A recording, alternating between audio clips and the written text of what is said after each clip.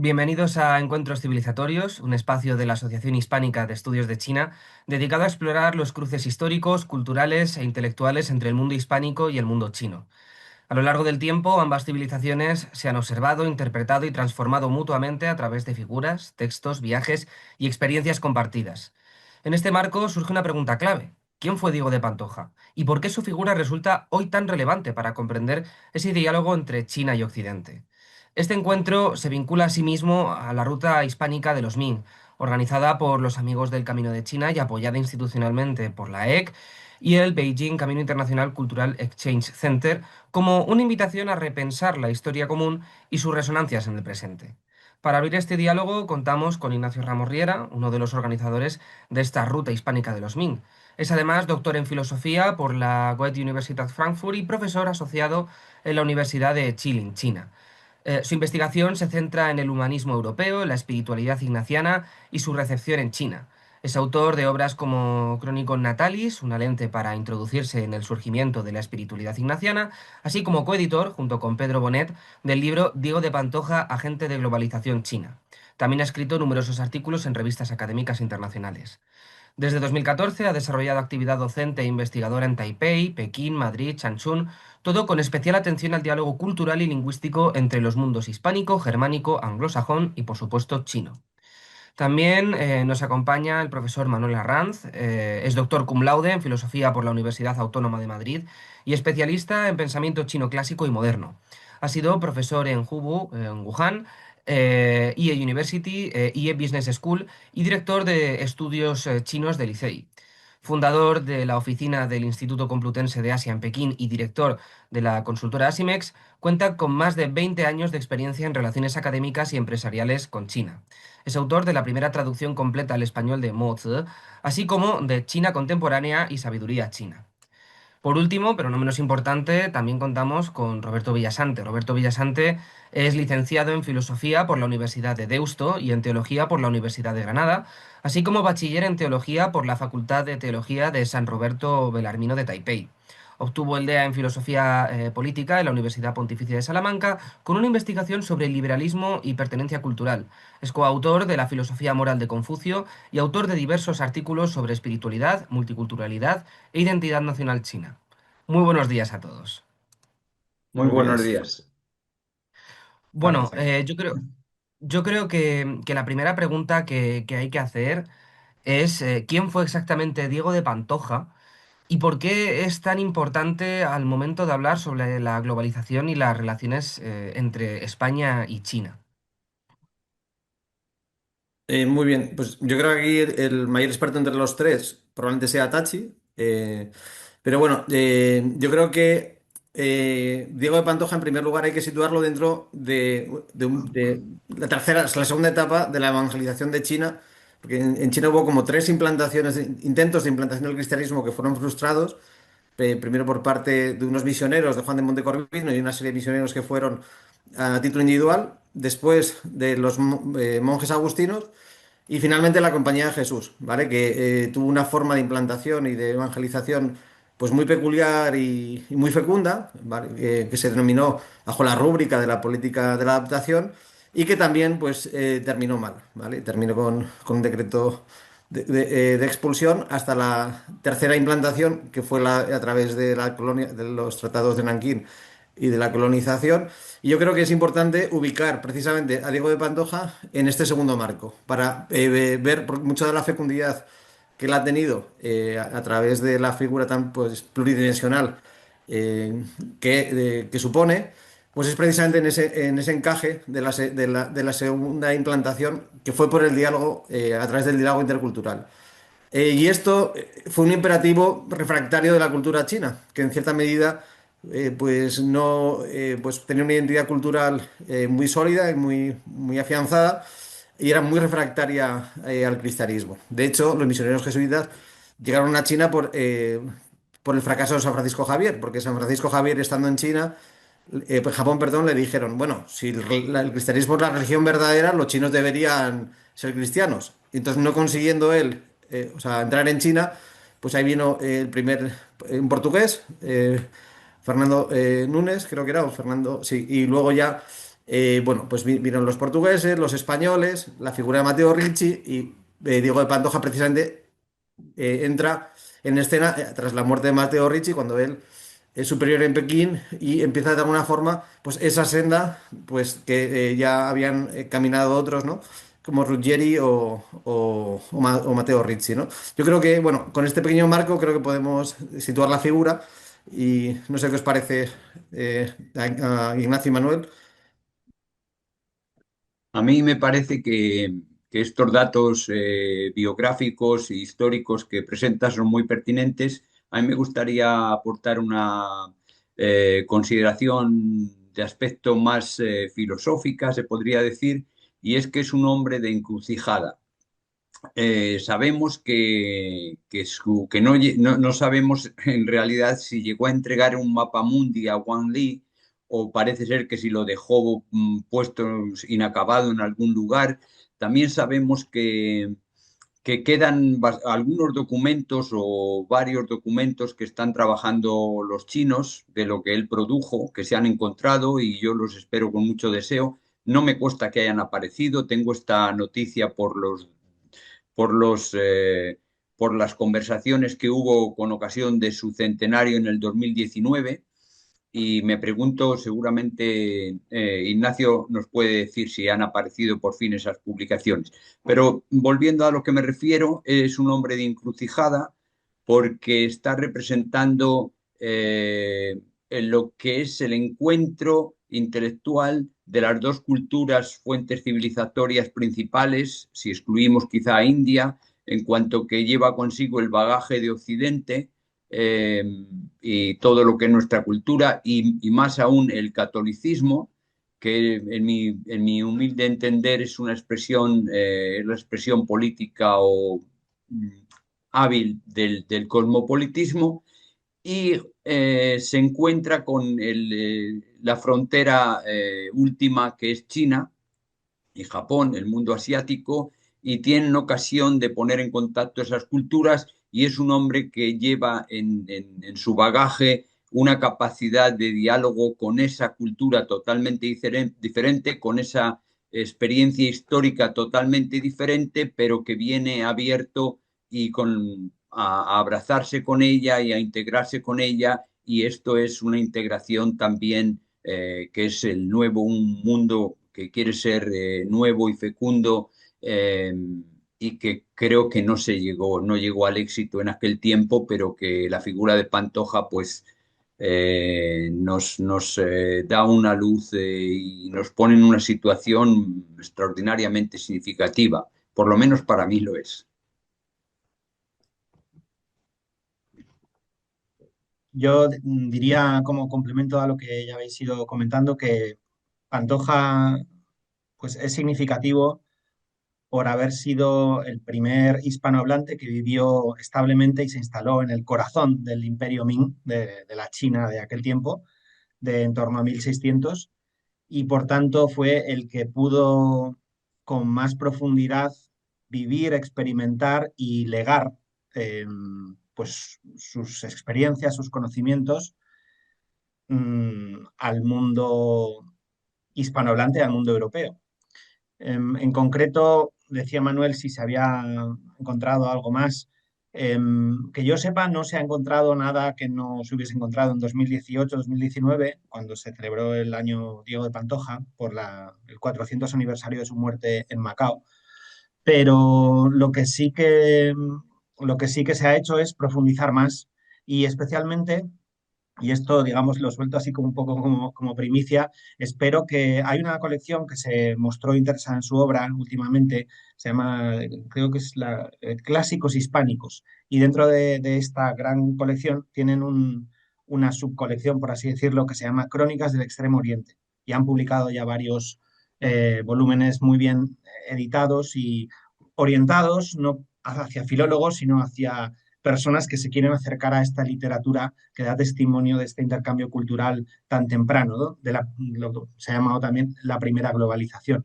Y entonces, pues, una de las cosas que creo que hacía falta y felizmente se va a subsanar próximamente porque me lo pidió esta colección de Crónicas del Extremo Oriente fue que hiciese una edición crítica sobre un documento que es muy conocido, que es la Carta Relación de Diego de Pantoja, escrita en 1602, sobre lo que él experimentó en la entrada en China y luego durante esos primeros años en los que vivió en China continental, porque antes había vivido 3 años en Macao, o sea que ya estaba en el mundo chino. Y el problema es que, a pesar de la meritoria edición que hizo en su día Beatriz Moncó, había de ese texto, de la Carta Relación de Pantoja, había muchas cosas eh, que por circunstancias especiales, que ahora sería largo glosar, pero no permitieron sacarle lustre a ese texto. Ese texto tiene mucho potencial y de Pantoja estamos todavía empezando.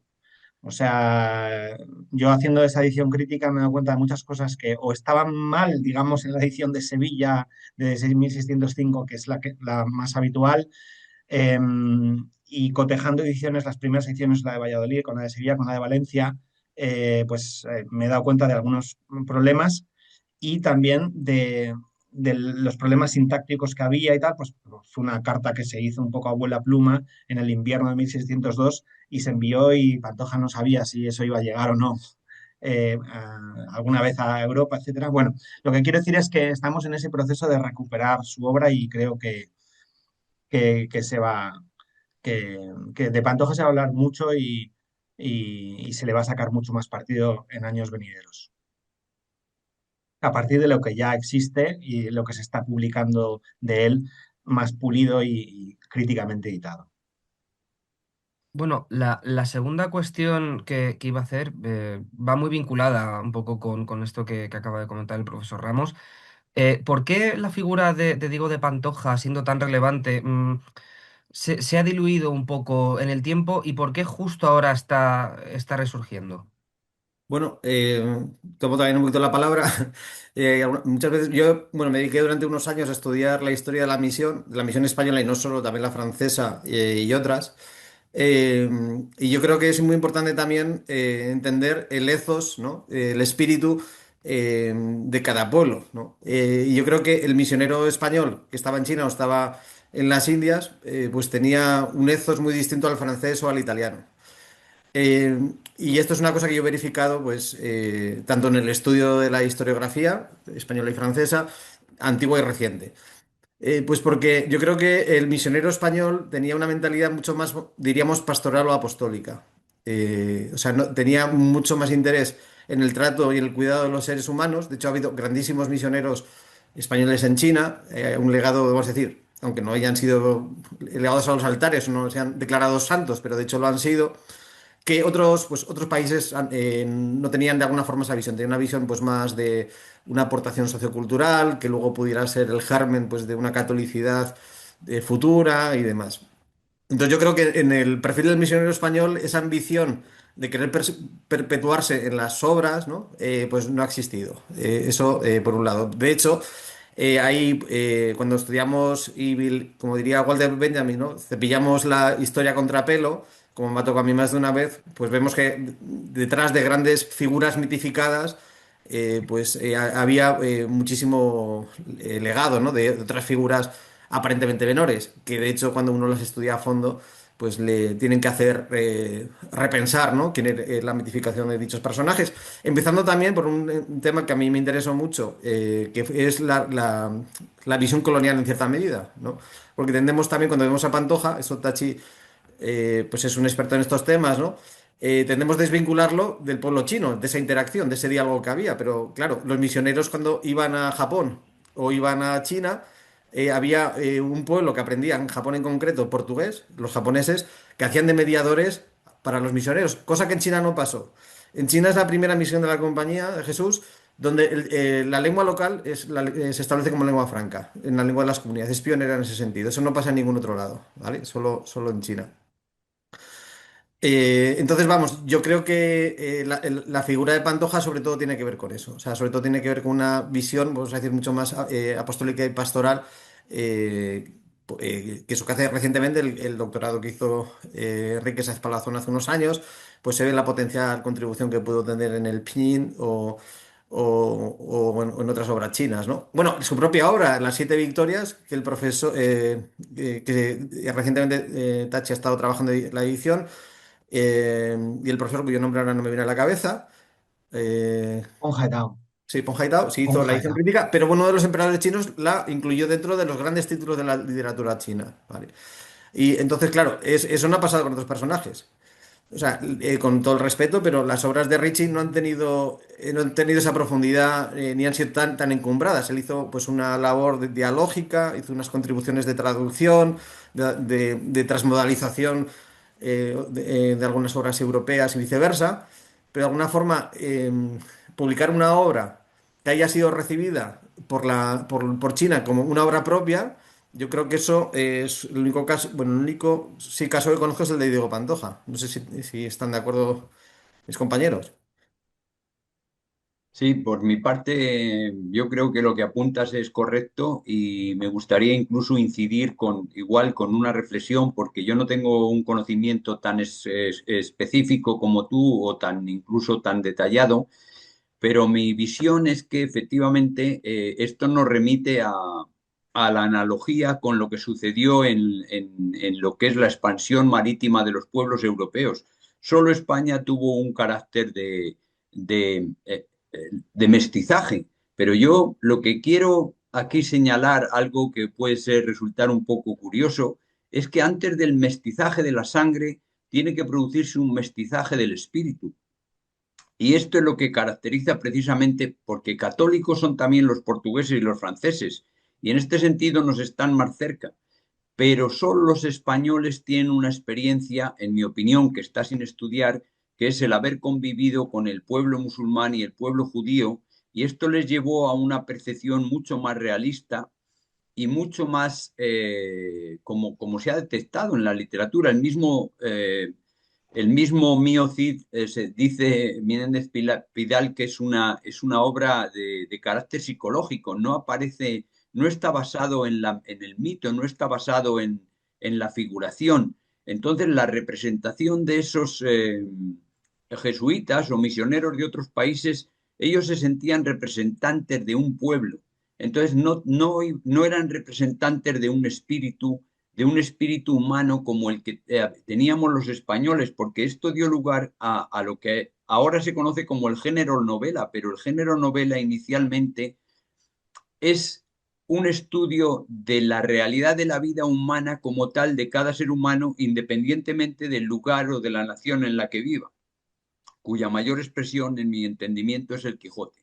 Entonces, quizá me estoy un poco saliendo pero creo que ahora voy a volver. Entonces, cuando hablamos de adaptación de la filosofía, por ejemplo, lo vemos en la Wikipedia, pues se dice, Diego de Pantoja era partidario de la adaptación en lugar de la imposición o de otra forma de exponer el cristianismo y el catolicismo.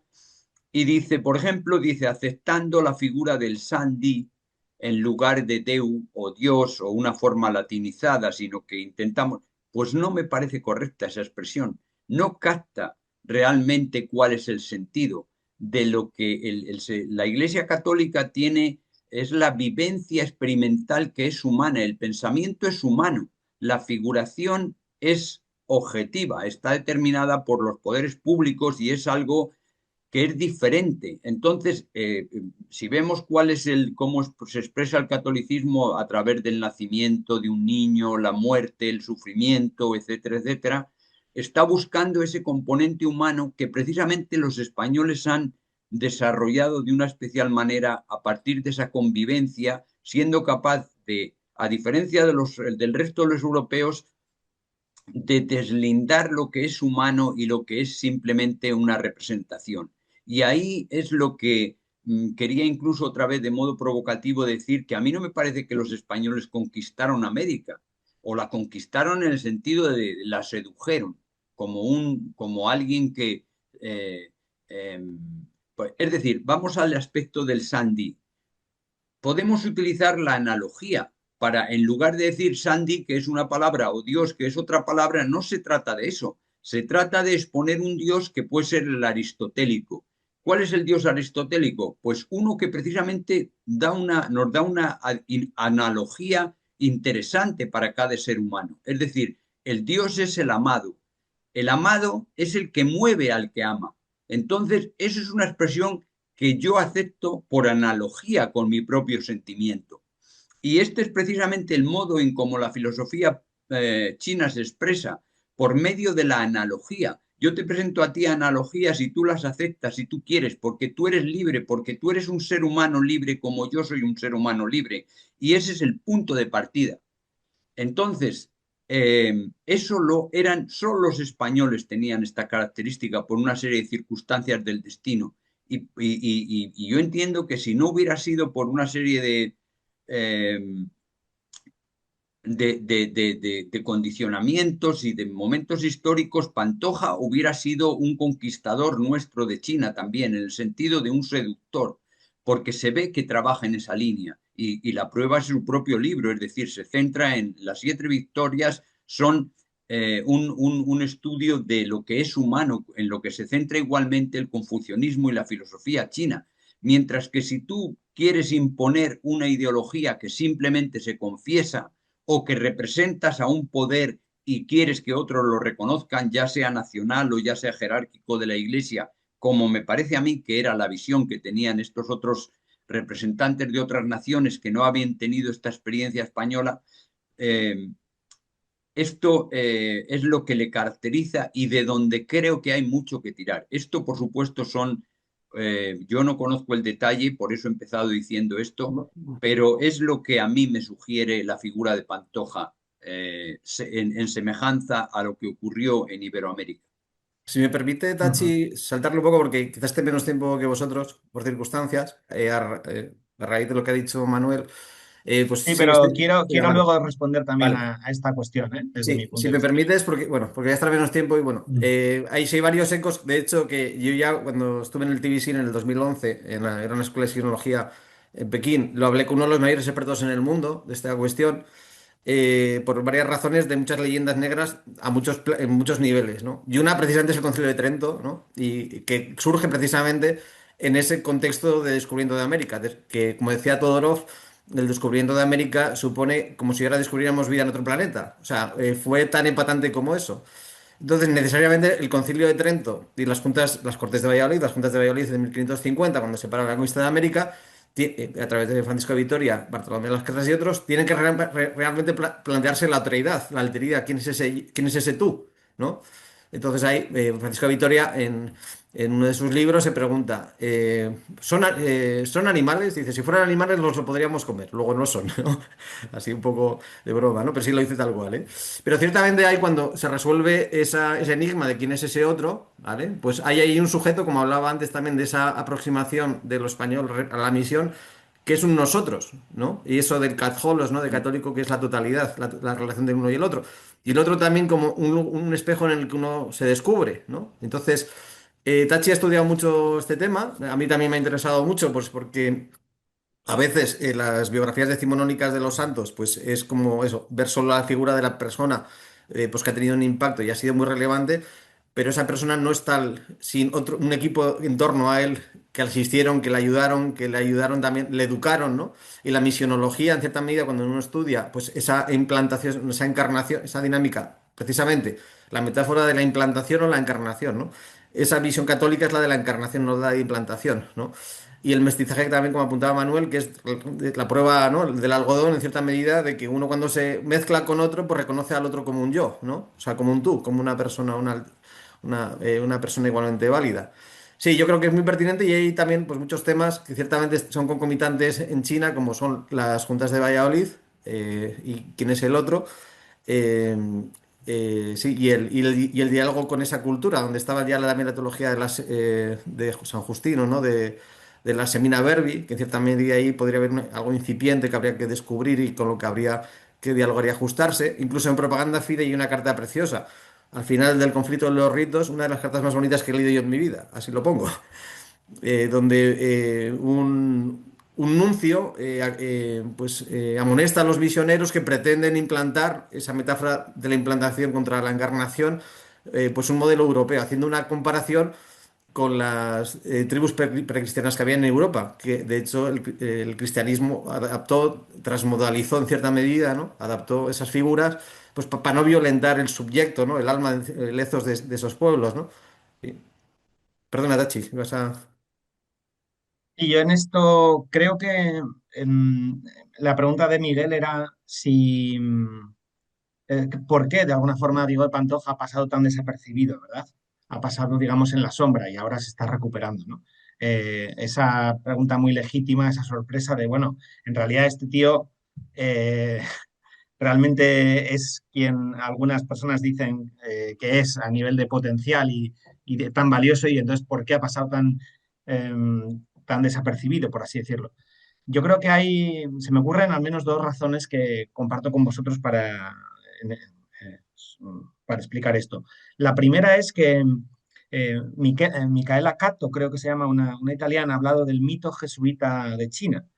Y entonces Pantoja llegó a China integrado, digamos, en un grupo y en una institución que era la Compañía de Jesús, que tenía su centro, su sede en Macao. Em, Aunque como Pantoja de alguna forma era también representante del monarca hispano de Felipe II y Felipe III cuando estuvo en China, él entró justo después de morir Felipe II, que murió en 1598, ¿no? Pantoja entra en China continental a finales de 1599. Pero bueno, la conexión con Filipinas era bastante habitual a través de correspondencia. Y Pantoja desde Pekín se conservan algunas cartas que se escribe con algunos compatriotas suyos que estaban en Manila.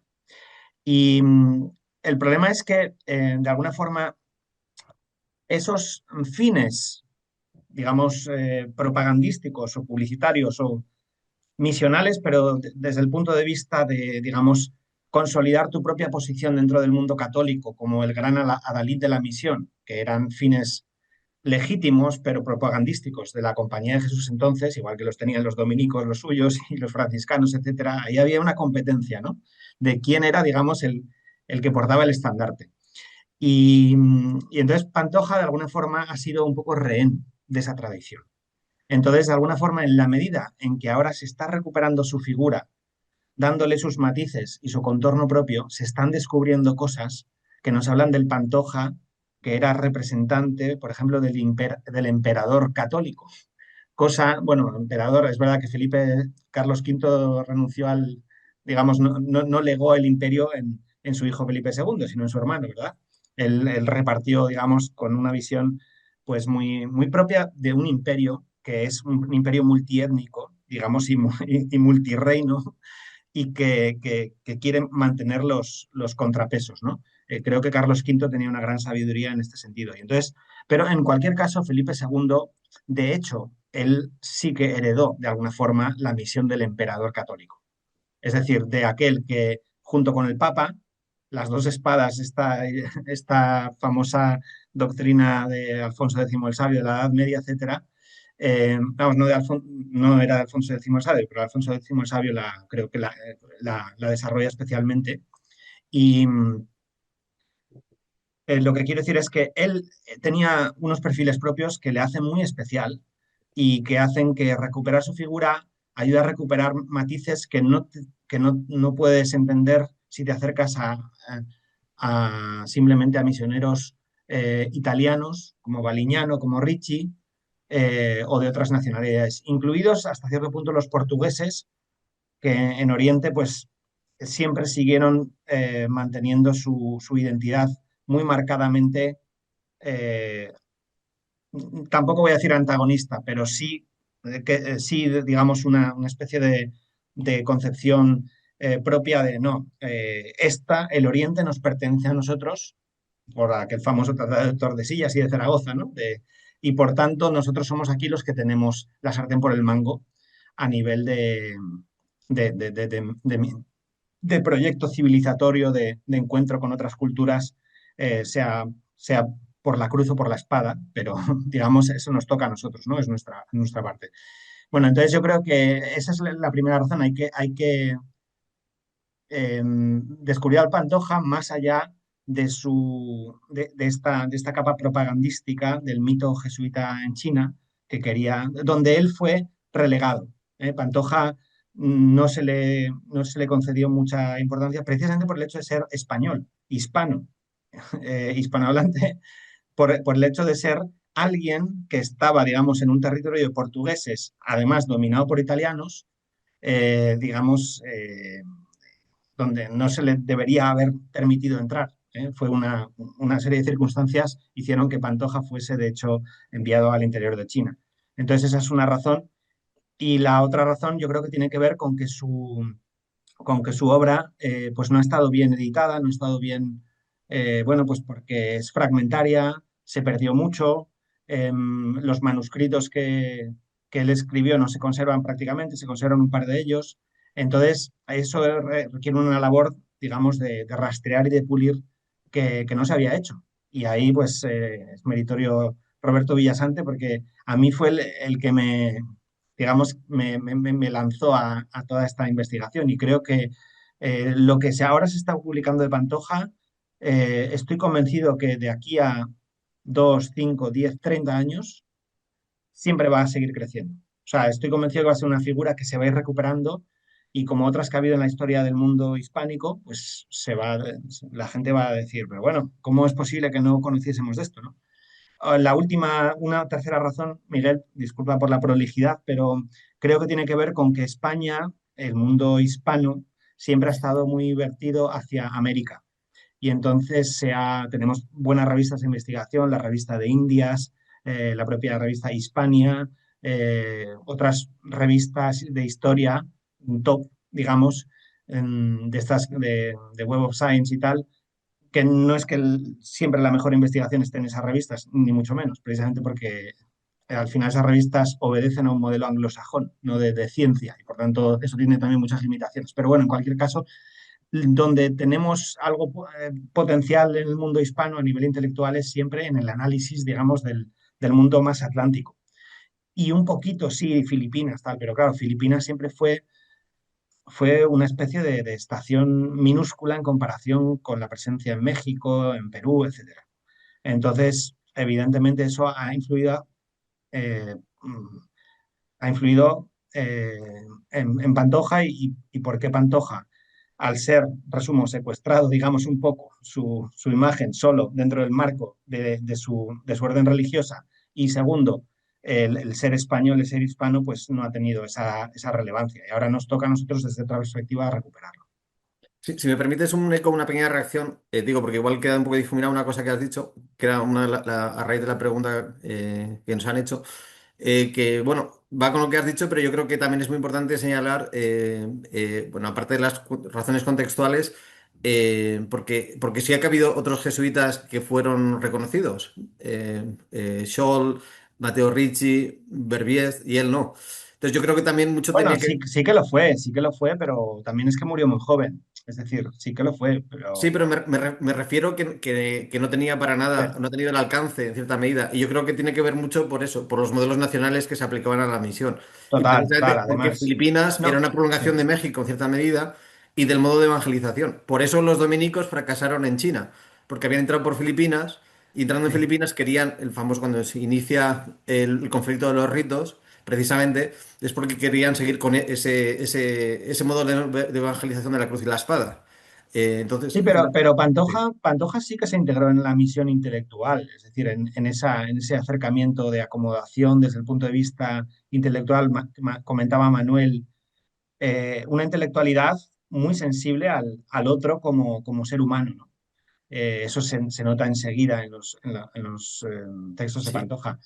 O sea, también tenía esta dimensión pastoral, pero no le iba la zaga a Ricci, ni mucho menos, o a otros en la apuesta también por las matemáticas, por la astronomía. Lo que pasa es que no era un forofo único de vamos a hacer la astronomía, sino que él jugaba, tenía una mente quizá estratégica un poquito más de fondo, propia de alguien que representaba no a un papa abstracto, como eran los italianos, que hablaban del papa y tal, pero ellos sabían lo que era el papa, sabían la fragmentación que había en Europa político-religiosa y de hecho la ocultaban a los chinos. Uno de los tabúes que cuando los chinos se interesaban por Europa les contaban unas milongas de quién era el papa en el sentido de poner una figura del Papa como, pues no sé, como la figura idealizada de la Edad Media, ¿no? Cuando el Papa en Europa pues estaba era una figura más y las monarquías iban, digamos, cada vez más quitándole terreno, ¿no? Entonces ellos, la única referencia era esa. Y Pantoja en esto tenía una visión más compleja, más geopolíticamente interesante, creo. Y pues lógicamente, porque era representante del imperio, por así decirlo. Sí, Y Aunque otra, y, y otra cosa que va de refilón, bueno, que justo Diego Pantoja ya le pilló el final, que fue la famosa invasión de China, que Felipe II se lo planteó durante 15 años, y Pantoja entra después de aquello, que eso podría haber sido, eso es para historia, porque ahí podríamos habernos estado en otro capítulo, que es que si Felipe II, siendo Filipinas deficitaria, él quería invadir China, entonces si hubiera entrado en China, pues la presencia además que del español. quería, algunos iluminados le sugirieron eso. Y entonces, Sí, bueno, pues sí, lo el padre valoraron, pero era Alonso y una... luego otra figura que le disuadió, que fue misión en Perú, da Costa, José da Costa, que fue el que, que era un polímata y tal, y fue el que le disuadió. Que eso hubiera, bueno, iniciado un capítulo El distinto, pero propio yo creo obispo que de sí, Salazar, que en su día sí. lo apoyó, pero luego... Y Pantoja era muy crítico de eso, lo veía como una absurdez. Claro, pero yo creo que bueno, un poco lo que ha dicho Tachi, lo que yo añadiría también es que eso, que ha habido otras nacionalidades como era la italiana o la francesa que han tenido preponderancia y otra mirada hacia lo chino, que no la ha tenido España. Y luego pues eso, el Imperio Español con lo que es América y la filial, entre comillas, de Filipinas, pues hizo de alguna forma que el foco tampoco se pusiera allí. Bueno, yo entiendo entonces, muchas gracias, em, que esta ruta hispánica de los Ming responde a ese resurgimiento y que cumple un papel importante en potenciar la figura de Pantoja, ¿no? Em, pero claro, aquí, y enlazándolo un poco también con lo que han ido comentando,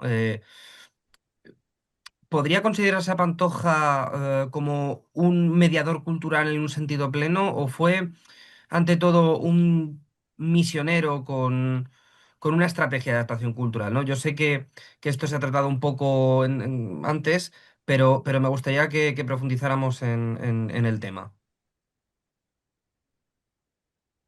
Bueno, eh, me parece que el aspecto misionero es imposible de quitárselo, pero volviendo a lo que a lo que he referido antes de este carácter tan humano, porque digamos que esa misión al fin de cuentas es humana, creo que estaba en estas personas de esta época. Él es un mediador porque él juzga también con criterios ciertas cosas, ¿no? Por ejemplo, él critica en China el concubinato. Él dice que las mujeres tienen que ser, las parejas tienen que ser de hombre y mujer para que no haya un menoscabo para la mujer, lógico, en un caso, en casos de concubinato o de muchas mujeres, ¿no? Por lo tanto, ahí veo algo en que él tiene su criterio y lo critica. Sin embargo, le admira igualmente de la parte de los chinos que existe el emperador y luego está el funcionariado de los funcionarios confucianos y esto le parece admirable, mientras que en Europa lo que existe son todo poderes militares, por decirlo así. Está el rey o el emperador y luego están los nobles. Entonces, esta preponderancia de los funcionarios le parecía fascinante. Si bien, por ejemplo, sabemos que tenía aversión a los eunucos y le parecía algo perverso y absurdo.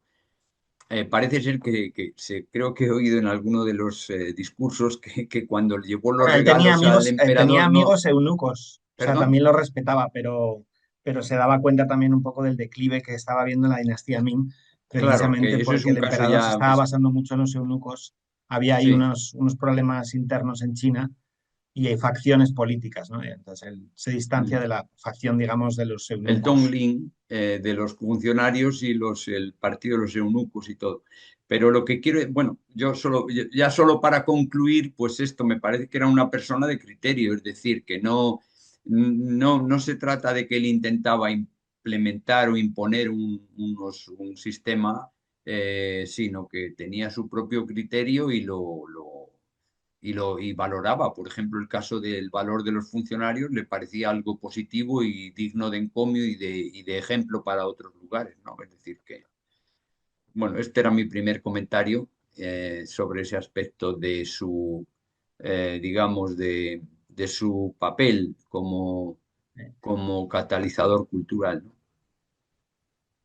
Sí, no sé si Roberto se ha tenido que ir, pero bueno, yo creo que es difícil deslindar, en respuesta a lo que decías, Miguel, es difícil deslindar vamos, como ha dicho también Manuel, ¿no? La identidad del misionero con la identidad del mediador cultural, porque al final, eh, pues es una unidad. Las personas no se escinden y especialmente yo creo que Pantoja era una persona bastante íntegra, efectivamente, que al final él había hecho una opción. Él tenía una familia grande en Valdemoro eh, que le quería y él quería a su familia. Hay testimonios de esa ternura y había hecho una opción de irse al otro extremo del mundo, cruzándose más de 25.000 kilómetros acuáticos y 3.000 terrestres hasta llegar a Pekín y nunca volvió ni siquiera a Macao. Bueno, volvió a morir simplemente a Macao.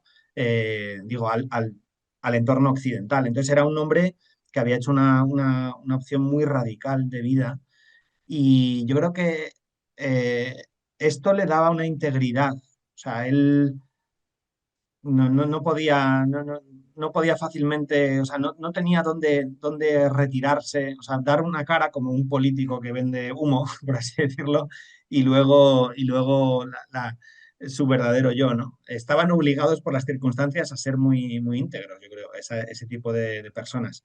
Y entonces, pues, o sea, el misionero aparece siempre, pero eh, pero desde luego no era un proselitista entendido como una especie de persona, de ser ideologizado que solo pretendía, digamos, eh, eso, modificar al otro, ni mucho menos. Lo que dice Manuel es muy cierto. Cuando uno lee la carta de relación se da cuenta del profundo impacto que le causaban los mandarines. De hecho, hay uno de los puntos en los que él llega a comparar a los sacerdotes europeos con, vamos, occidentales con los mandarines, porque de alguna forma yo creo que él se vio reflejado y de alguna forma se leyó a sí mismo y su identidad en los mandarines, en los letrados que habían obtenido el grado, no solo en los mandarines, sino también en los letrados que se dedicaban a estudiar mucho y a lo mejor no lograban ser mandarines, pero a lo mejor sabían mucho, o eran hijos o parientes de mandarines y pertenecían a un entorno cultural donde se estudiaba mucho. Y entonces yo creo que a eso él les fascina, especialmente no solo la pura erudición, sino especialmente el papel que juegan en la sociedad, como decía Manuel. Y también una cosa que él remarcaba, que estaban los mandarines de letras y los mandarines, digamos, de la milicia, ¿no? Estaba como separado y tal, que era algo, él admira a China en la, digamos, organización sociopolítica que tiene y, y en esa medida, pues, se convierte en un mediador cultural de primer orden al margen de aspectos exclusivamente religiosos. Más, claro, el problema de cuando hablamos de religión en China es que eh, religión es algo, en realidad, cuando hablamos de religión en China y cuando hablamos de religión en Europa o en cualquier parte del mundo, estamos usando un concepto que se ha creado en el siglo XIX. Es decir, el concepto de religión. Pantoja no usaba la palabra religión, para empezar. Él hablaba de la ley de Dios, o de la santa ley. Es decir, para ellos, el concepto de fe, también hablaba de fe, era un concepto, era algo que de alguna forma no era una parte más de la sociedad, sino que lo imbuía todo, lo impregnaba todo. Entonces, su concepción, digamos, religiosa, en el fondo, tiene algo que ver con la concepción de China, donde había esa misma idea más holística de lo religioso o la religiosidad popular impregnado en todo, desde el emperador y cómo se justificaba la legitimidad del emperador hasta cualquier tipo de rito popular o, digamos, pueblerino, donde había elementos, por así decirlo, que hoy llamaríamos religiosos, Y lo único, la diferencia entre China y Europa es que en Occidente, claro, la Iglesia sí que había jugado un papel estructural, institucional muy fuerte y eso no existía en China. No existían iglesias tan consolidadas, por así decirlo. Pero bueno, compartían mucho más de lo que parece. Y en ese sentido, él hace una mediación cultural muy natural a muchos niveles y desde luego no únicamente el religioso. Igual ha sido un poco abstracto lo que he dicho, pero bueno, espero que se haya entendido. Sí, Mm, yo quería añadir un par de cosillas respecto a la pregunta, que claro, un poco lo que comentaba antes, ¿vale? En el contexto, o sea, tenemos escrito el Concilio de Trento, descubrimiento de América, fracaso en San Francisco Javier, éxito de los dominicos, los jesuitas están 50 años solos sin ninguna orden religiosa en continente, es decir, pues hacen lo que les da la gana, entre comillas. Y hay, bueno, la apuesta de Matteo Ricci, bueno, de la propia compañía, fue la de la evangelización a largo plazo. Entonces no querían tener un efecto inmediato, sino que querían que de aquella forma cuajara. Lo que le pasó a Francisco Javier, que tuvo mucha culpabilidad cuando fue a Japón y le dijeron, no, es que el Dios que te hemos traducido, como he dicho al principio, los japoneses traducían lo que el misionero decía, cosa que en China no pasaba, era Dainichi, le señalaban el sol. Entonces él dijo, ¿cuántas almas se habrán condenado por esto? Entonces ese efecto hizo Han que adorado a Ra, ¿no? sí, claro, pues que quisieran generar con el diálogo con las Hemos élites predicado a Ra. confucianas y demás, efectivamente, que hubieran dialogado con las élites confucianas para establecer, vamos a decir, un humus cultural a partir del cual un cristianismo propio cuajara. Como pasó, por ejemplo, con el budismo, porque esa fue otra de las cosas que pasó en China. El budismo chino tiene características propias, porque se traduce a través del taoísmo, ¿vale? Y bueno, también comentando, haciendo para historia, hay historiadores que dicen que la política de adaptación se equivocó dialogando con los confucianos y deberían haber optado por los budistas. Hubiera sido una mejor estrategia. Pero yo creo que eso se marca dentro de la propia política de la adaptación que viene bueno, perdón. Y otra cosa. En el Tien Chu Selu de Matteo Ricci, él quería en ese diálogo persuadir con esa máxima de San Ignacio de Loyola de entrar con la suya para salirse con la de uno, por esto que Sí, Tien comentaba Shui, Manuel. ¿no? El verdadero sentido del Señor del Cielo. Sí, exacto. Mira, solo el título lo delata, ese paratexto. Selu es el de Juan Cobo, el Sí, de... el propio paratexto, ¿no? Del título lo delata, ¿no? Pero ¿cuál era un poco lo que quería hacer Matteo Ricci? Matteo Ricci, la hipótesis de la que partía es que los chinos habían tenido en la dinastía Shang habían tenido una idea monoteísta como fuera judeocristiana y que luego se degradó, luego se pervirtió. Entonces, él, en ese diálogo, pues quería de alguna forma mantener ese material en la esfera pública para luego construir desde ahí. Y entonces yo creo que Bueno, había una visión. ese tema es interesantísimo y yo creo que hay mucho que hablar de ahí porque en los textos de Confucio, o digamos editados por Confucio, digamos los clásicos chinos que Confucio, según la tradición, recuperó y legó o preservó, efectivamente es muy argumentable que en la antigua China había tenido una concepción monoteísta y mucho más basada, muy típica, digamos, del mundo asiático, centroasiático también, basada en sacrificios de alguna forma que expiaban y que tenían una función, digamos, como de apaciguar a la divinidad o al gran Dios o al Ser Supremo y de alguna forma dar estabilidad al pueblo, ¿no? y al reino. O sea, a mí no me parece tan descabellada esa visión de que realmente el mundo confuciano era un mundo monoteísta. Aunque hay mucha gente empeñada en decir que eran ateos y tal, pero se puede hablar de un cierto ateísmo, pero hay que entender en qué sentido. No es un ateísmo sin El- trascendencia. la idea que ellos tienen, o como yo la conozco, es Tien, ¿no? Que es el cielo, y el cielo tiene una voluntad. Entonces, si el cielo tiene una voluntad, es decir, es un cielo divino, entonces Sandy es como el emperador del cielo, es que el que emite esa voluntad, ¿no? A mí, yo he estudiado en concreto la diferencia entre el Tianmin, que es la orden La del voluntad. cielo que utiliza Confucio, mientras que Mozi utiliza el Tianqi, que es la voluntad del cielo. En este aspecto, el cielo ya El cielo da orden en Confucio y en Mozi no da orden. El cielo tiene una voluntad, él como una persona, digamos, benevolente, pero él no fuerza a los otros. ¿Se entiende la Muy idea del interesante. Tianmin Pero y bueno, el en cualquier Tianhe? caso, Manuel, en cualquier Sí. caso, los dos comparten ese concepto de Tien Sí, esto que es lo que empezaba a claramente decir, alude. que Y lo que es curioso, sí, bueno, la propia palabra Dios, bueno, que es ajena en la Biblia, es una palabra bastante extraña, significa día, significa luz, viene probablemente del etrusco.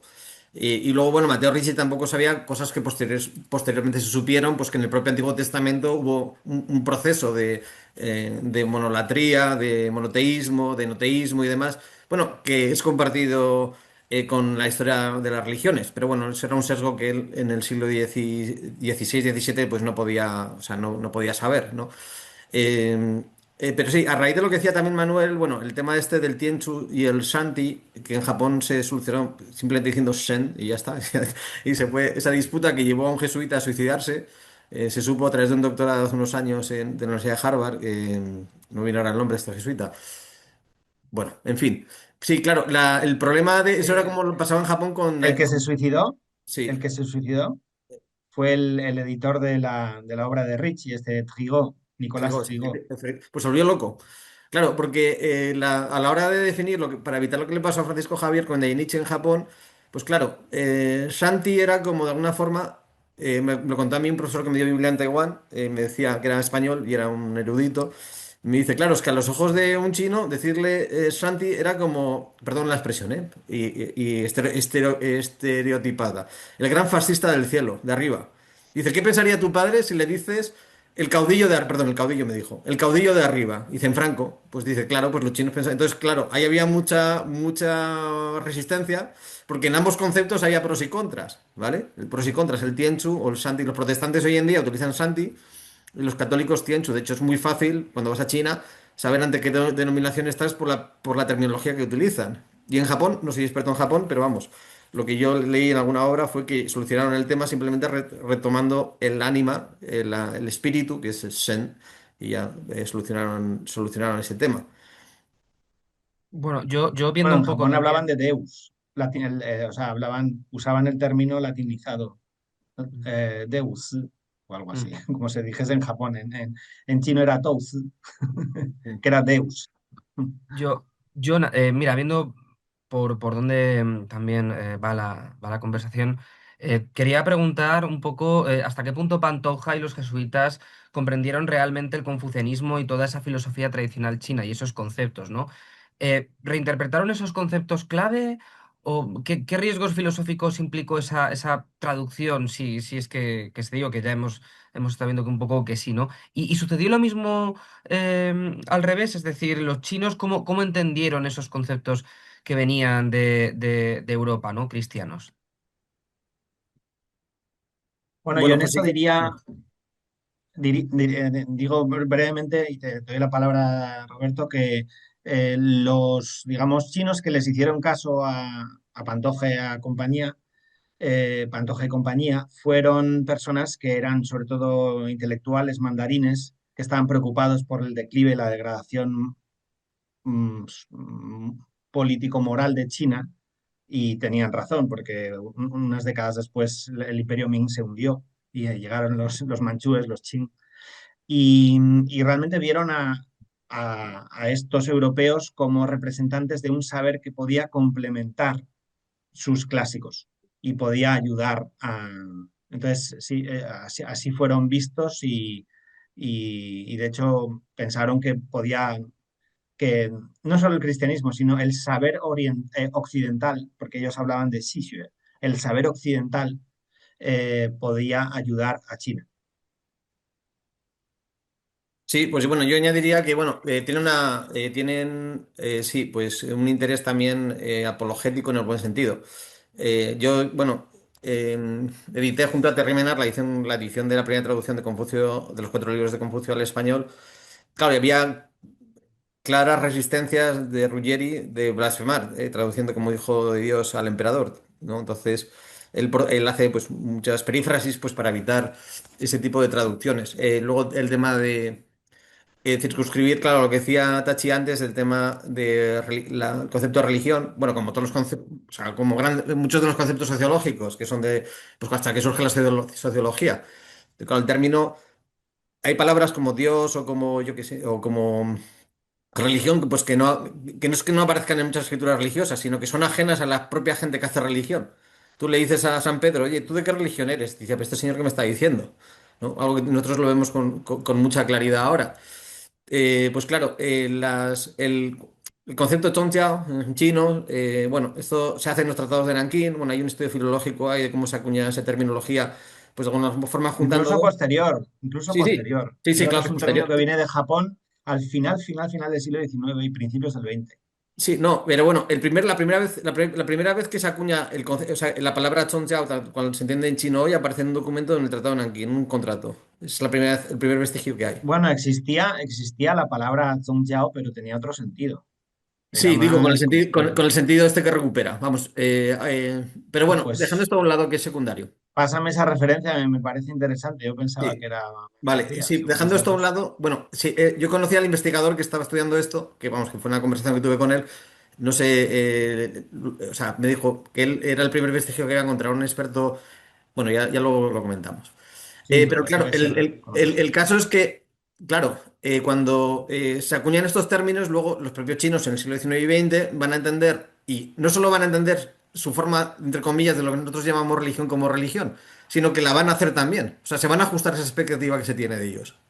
Y desde hace 30 años, en concreto en la Universidad de Hong Kong, hay un sociólogo que está de una forma rehaciendo esos conceptos. Es una forma para que se ajusten más a lo que son pues para que respete más el principio hermenéutico de caridad, sí, que sea más, ¿no? Y bueno, y el caso es que, claro, a Confucio lo traducen mucho como un filósofo moral, ¿vale? Con un filósofo moral un poquito, es decir, degradado, de segunda fila, en cierta medida, Como un para poder Séneca, encajar. ¿no? Sí, exacto, para poder encajar, exacto, como decían San Justino o Clemente de Alejandría, otros padres de la Iglesia, pues sobre eso luego poder, de alguna forma, construir una ética cristiana, ¿no? Entonces yo creo que claramente hay pues sí, pues una mentalidad dialógica. Bueno, que esto hoy en día con Nietzsche y todo esto, bueno, y lo que es la hermenéutica y lo que es Barthes y todo lo que es la teoría crítica, pues de la recepción y demás, pues hoy en día se entendería de otra manera, ¿no? Pero ciertamente, vamos, no es un estudio exegético, filológico, hermenéutico al uso, ¿no? Lo que querían hacer. En mi opinión, que no es de un conocedor, es decir, que tengo que partir de atar cabos, por decirlo así. Eh, Primero, es cierto lo que dice Alberto, que Roberto. en España, por ejemplo, en el Guzmán de Alfarache, cuando en la historia de Ozmín y Araja o algo así, y Naraja, que son un cristiano y una musulmana, pues lo llama la ley, no lo llama la religión. O sea, el término que utiliza es de qué ley es cada uno, ¿no? Por lo tanto, efectivamente es una constatación de que no se utiliza el término religión. En cuanto a Confucio, eh, yo creo, sinceramente, y creo en este aspecto que lo conozco más o menos el confucianismo, o me atribuyo, lo pienso así, yo creo que no tiene relación con lo divino, sino que refiere el concepto clave para los jesuitas o para los religiosos occidentales es el concepto de benevolencia. Y efectivamente en ese sentido ese es el concepto angular del confucianismo y, y es con el que ellos pues un poco buscan entroncarse seguramente, aunque digo que es una especulación porque yo no tengo datos concretos como para ponerlo sobre datos concretos a los que me pudiera referir, citar, etcétera. Fíjate que Manuel, bueno, una cosa que sí que la palabra religión también se usaba con el sentido, digamos, más moderno, pero no era la más usada ni equivalía al concepto que tenemos hoy más sociológico.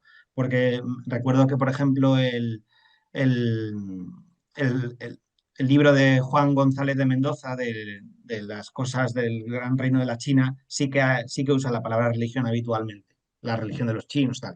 Pero pero vamos, la palabra ley era más definitoria y desde luego Pantoja Mm. la usa. Entre otras cosas porque era menos ambigua. Religión normalmente se refería a orden religiosa en ese, aunque también por ejemplo, González de Mendoza también la usa con este sentido moderno, más moderno. Pero lo que quería decir de lo de Confucio es que mm, yo creo que Confucio era muy consciente en su época que, digamos, él estaba rodeado de mucha, no sé, esoterismo o una religiosidad que a él no le gustaba, porque creía que eso no era bueno socialmente para China, Mm. porque, digamos, estaba Mm. en manos de chamanes, de hechiceros o de gente que se aprovechaba del pueblo y lo que él quería, él tenía un proyecto político. Es increíble Confucio que creo que es a partir de los 50 o los 60 no me acuerdo, cuando él empieza su gira, digamos, de decir, bueno, mira, ya lo que yo podía hacer en mi estado, digamos, después de la jubilación, él empieza con una especie de misionero eh, a moverse por China y a ser consejero de diferentes reyes y la idea y el ideal que él tiene es ese de vamos a construir ciencia, vamos a construir un vamos a, apoyándonos en los ritos que los grandes reyes del pasado nos han enseñado, de la dinastía Zhou especialmente, vamos a preservar esos ritos para construir una sociedad justa, benevolente, etcétera. Toda esa, o sea, con las relaciones, esas 5 relaciones, ¿no?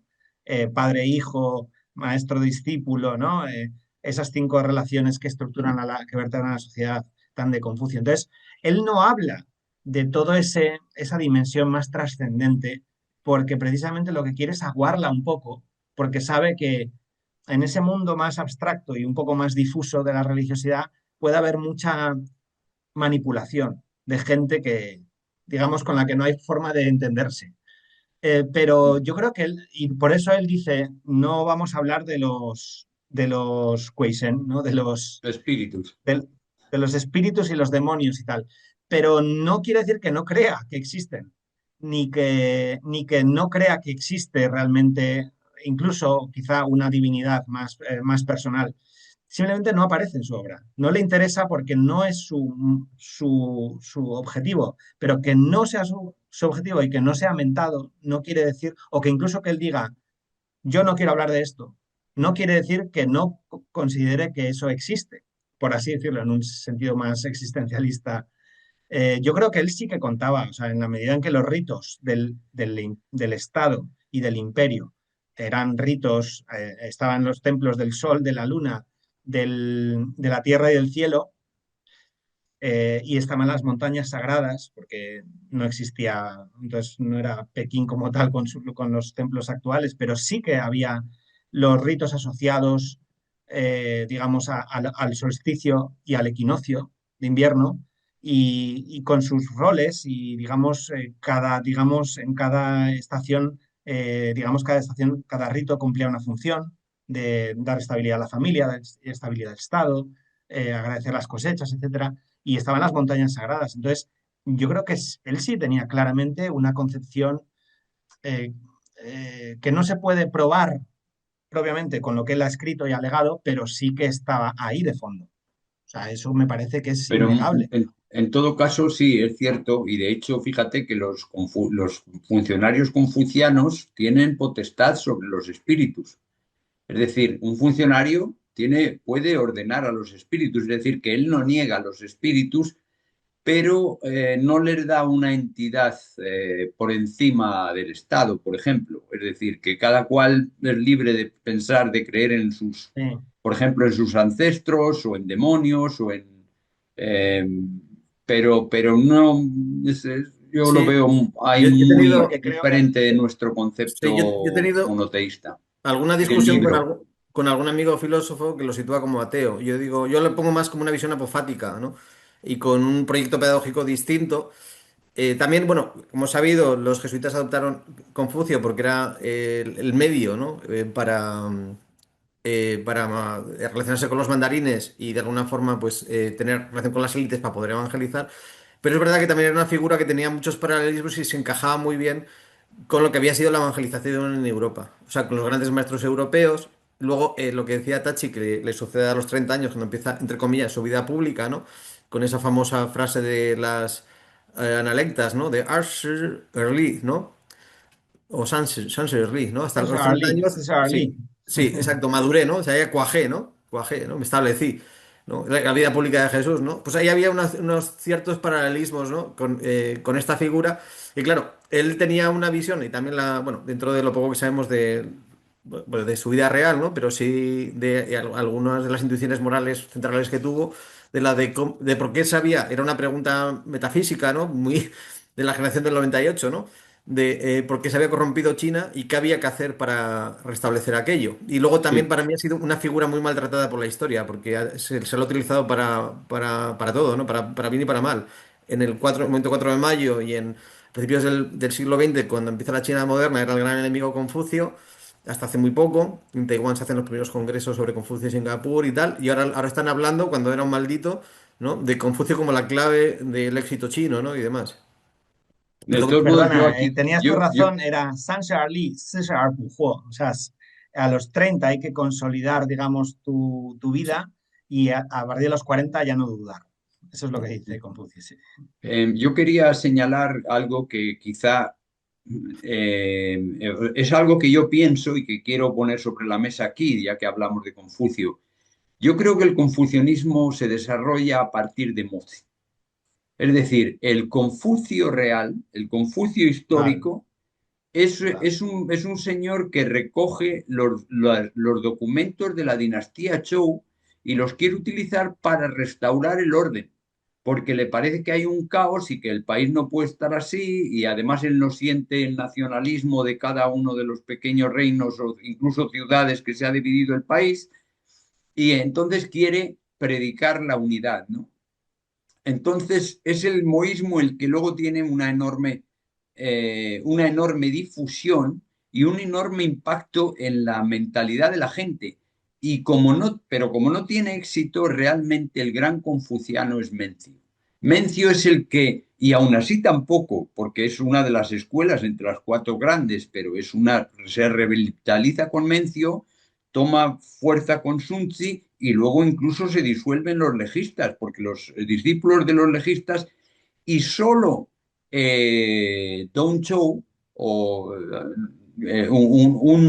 un ministro o primer ministro Han, hubo un tiempo que se eligió al taoísmo como doctrina oficial de parte de la dinastía Han. Fue en Han tardío, ya 100 años después, cuando se dijo, vale, vamos a poner el confucianismo. Y entonces se buscó toda esta... Entonces, yo simplemente quería llamar la atención de eso que a veces se olvida, ¿no? Que hablamos de Confucio porque Confucio dijo de los espíritus, de esto y del otro, pero a lo mejor no tiene tanta importancia. O sea, Confucio no tenía una labor que lo que ha generado, generó una línea, pero él mismo, yo no sé si luego en este aspecto del confucianismo y su relación con la divinidad, o bueno, solo quería hacer esta pequeña Sí, mención es que sobre lo que es Confucio la al final, verdadera historia del confucianismo, en mi opinión. Bueno, y una pequeña nota claro, a es esto, que que es que los jesuitas hablan sobre todo con neoconfucianos, o sea, Sí, reciben a Confucio por Chuxi, Chengyi y los neoconfucianos, o sea, no sobre todo de la fuente original. eso es, sí. claro que efectivamente es que además Confucio es que estamos hablando de una figura del siglo V antes de Cristo. Por tanto, cuando hablamos de Confucio de una forma mucho más extrema que si hablásemos de Jesús o de Mahoma, pues hablamos de una figura que es el resultado de un proceso de tradición que nos dice, bueno, este es Confucio, pero bueno, Y que al ahí que hay muchas capas, se le atribuye, sí, claro. cosas, porque ya es el confucianismo, sí.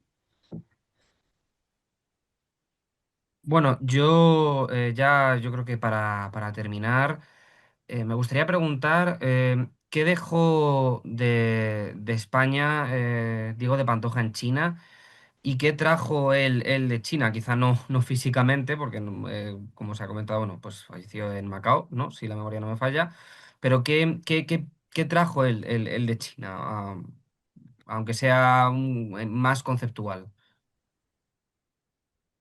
Yo diría un par de cosas concretas. Bueno, primero lo que él llevó a China, por ejemplo, él bueno, legó bueno, una serie de obras, lo que le dio tiempo también en su corta vida de 47 años, si no recuerdo mal, y digamos, 16 años en China continental viviendo establemente, y lo que él hizo, pues, por ejemplo, habló de algunas tradiciones que había en España. Por ejemplo, es la primera persona que habla del Camino de Santiago en, en China, en chino. Tiene digamos, el atlas que se publica, que lo publica Giulio Aleni en 1623, con los materiales que Pantoja dejó probablemente eh, ahí cuando se tuvo que ir de Pekín, supongo que era la puerta de Chongwen, Chongmen, perdón, la del sur, digamos, que entraba a la ciudad de Pekín, de Neichang. Y entonces, pues ahí, por ejemplo, él habla del Camino de Santiago, habla también del Guadiana, habla del Escorial, del órgano del Escorial, habla de una serie de cosas que sin duda él también trajo una serie de estampas del Escorial que enseñó y le fueron mostradas al emperador. El Escorial, no olvidemos que era un mausoleo en el fondo, era una gran tumba, ¿no? Que Felipe II había construido con esa idea, como un panteón. Y eso, vamos, para los chinos era importantísimo, ¿no? Y entonces ahí hay una labor de mediación cultural que sin duda influyó en los emperadores Ming y luego los emperadores Qing. Y luego lo que Pantoja llevó a Europa, pues Pantoja fue, o sea, lo que él habló, lo que él reportó sobre China tuvo un impacto enorme en Europa. Lo que pasa es que luego, a partir de 1615, es decir, entre 1605, 4 y 1615, esa década, lo que Pantoja escribió tuvo un impacto enorme. Lo que pasa es que luego empezaron a haber otros relatos que además jesuíticamente interesaba más promocionar y por tanto los relatos de Pantoja cayeron más en un segundo plano, porque también se iban sabiendo más cosas, más y más cosas de China y tal, ¿no? Entonces, bueno, en ese sentido, él legó mucho, pero bueno, fue un poco opacado más adelante por otro tipo de agendas, como diríamos hoy a nivel político, ¿no? Su obra. Bueno, a mí me gustaría señalar que he tenido el gusto, con ocasión de este encuentro, de revisar lo que han dicho los estudiosos chinos de Pantoja. Y la verdad es que me ha satisfecho mucho porque ellos han reconocido, supongo que por su propio juicio, esta política de adaptación como la actitud correcta. Y eso me ha gustado mucho. A mí me parece que ese reconocimiento que ellos hacen, que a lo mejor no tiene luego una trascendencia oficial, política, pero me ha parecido, me ha satisfecho mucho el modo como ellos lo... Y yo creo que eso es una piedra que él pone y que nos sirve como muy buena referencia frente a la imposición. No quisiera incluso mencionarlo, ¿no? Pero actualmente la Unión Europea, cuando se dirige a China, ya va por los derechos, con los derechos humanos por delante, ¿no? Pues esa es una manera de no respetar. Precisamente lo que ellos ven en Pantoja es lo que ellos piden y lo que ellos hacen. Es decir, yo no te conozco a ti bien, primero vamos a conocernos, vamos a entendernos y vamos a ver qué podemos hacer, pero lo que no puedo ir a imponerte el amor de Dios. Tú lo puedes creer y me imagino que es buenísimo, claro que sí, pero un momento, o sea, tranquilo, tranquilo, dámelo a entender primero y que yo lo vea de qué va, porque entonces esa valoración, un par de los estudiosos chinos la he notado y me ha satisfecho bastante. Solo eso, que en cuanto a qué llevó pues dio conocimiento y respeto también, yo creo, a Occidente de China.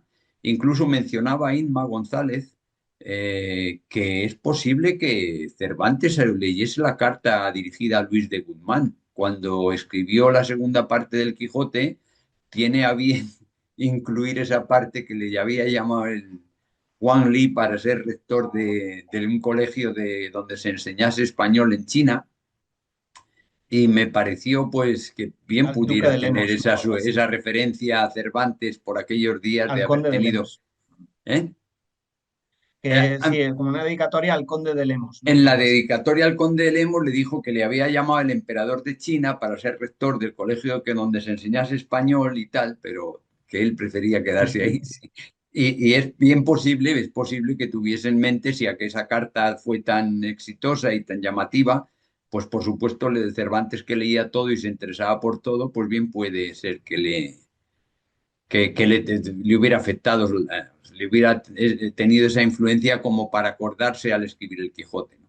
También me Esa parece a carta mí fue que muy distribuida en Valladolid, en Sevilla y en Valencia, en Barcelona, es decir, en las principales ciudades españolas. a mí me parece en este sentido chocante, aunque a lo mejor no salimos de, pero yo creo que a un espíritu como al cervantino, que había vivido en Orán y había visto la disputa entre los cristianos y los musulmanes como una disputa de a vida o muerte, de pronto encontrar el sistema laico chino, plenamente laico chino, yo creo que tiene que hacer, le debió causar un impacto. Es decir, que no estuviera el poder basado en un sistema laico como el musulmán y el cristiano, eh, es una opinión, pero por supuesto él no pudo ir ahí muy Teocrático más lejos. que laico, ¿no? Sí, Sí. bueno, no, no, no, el laico, el chino no es teocrático. Eso, que no estuviese basado en un sistema teocrático, como sí que era Eso, más bien el islámico, sí, no sé cómo especialmente. expresarlo, quizá hay otra expresión Sí, mejor, sí. pero quiero decir, sí. Bueno. Pues yo diría lo que ya se ha dicho, bueno, o sea, el tema de la música. También es uno de estos vestigios históricos donde, bueno, pues uno ve el pasado y dice, mira, se hizo bien, ¿no? Hay veces que no y otros que sí. Y dices, mira, esto había una fuente de inspiración hoy. O sea, eso no siempre se puede decir, ¿no? Hay ejemplos en la historia de modos de evangelización, de implantación o de diálogo con otras culturas donde no se puede decir eso. Yo creo que, pues eso está muy bien y es muy fecundo. Bueno, las siete victorias, como os ha citado al principio y tal, que bueno, que es un texto, yo no lo he trabajado a fondo, pero que también seguro que tiene ecos y reguetes pues de todo ese diálogo que hay en torno a derecho de gentes, a las juntas de Valladolid, a qué es la persona y demás, que yo creo que hay, bueno, pues Tachi lo ha trabajado muchísimo más y también yo creo que eso es una aportación única. De hecho, diría que es una de las grandes aportaciones de los misioneros jesuitas y no la más, ¿no? Por el propio reconocimiento y recepción que tuvieron los chinos de ello. Yo diría que esas dos cosas fundamentalmente. Bueno, y el tema de la hipótesis del pinyin, del sistema de tonos. Es que yo no sé qué fuerza de evidencia hay en esa hipótesis, pero sí que había una hipótesis de que, de que al primero que se le ocurrió de poner en un pentagrama pues los tonos fue a él, lo primero que se le ocurrió la idea. Esto Tachi lo sabrá mejor. Sí, hay una investigación sobre esa que hemos publicado Rubén García Benito y yo.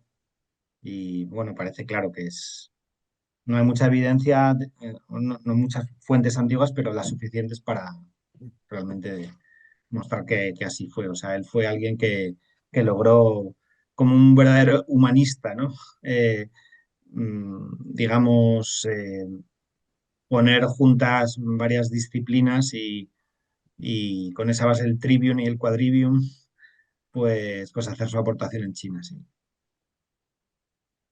Bueno, pues si no hay más comentarios con estas respuestas, vamos a dar cierre a este primer encuentro civilizatorio. No puedo dejar de recomendar el libro Diego de Pantoja, Agente de Globalización China, editado por Dickinson con el sello de la Asociación Hispánica de Estudios de China, para ahondar más en este personaje tan interesante, ¿no? Que fue tanto filósofo como teólogo, músico y diplomático, ¿no? Y bueno, espero que los espectadores hayan disfrutado de este pequeño encuentro y que, bueno, los ponentes pues se hayan sentido a gusto. Ha sido un auténtico placer. Igualmente. Igualmente, pues Para muchas mí gracias. también, yo con Roberto comparto más, pero la verdad es que ha sido un placer compartir también con Manuel, porque me gustaría seguir hablando muchísimo y profundizando en todo este mundo, digamos, filosófico chino que es interesantísimo y tiene todavía mucho por explorar.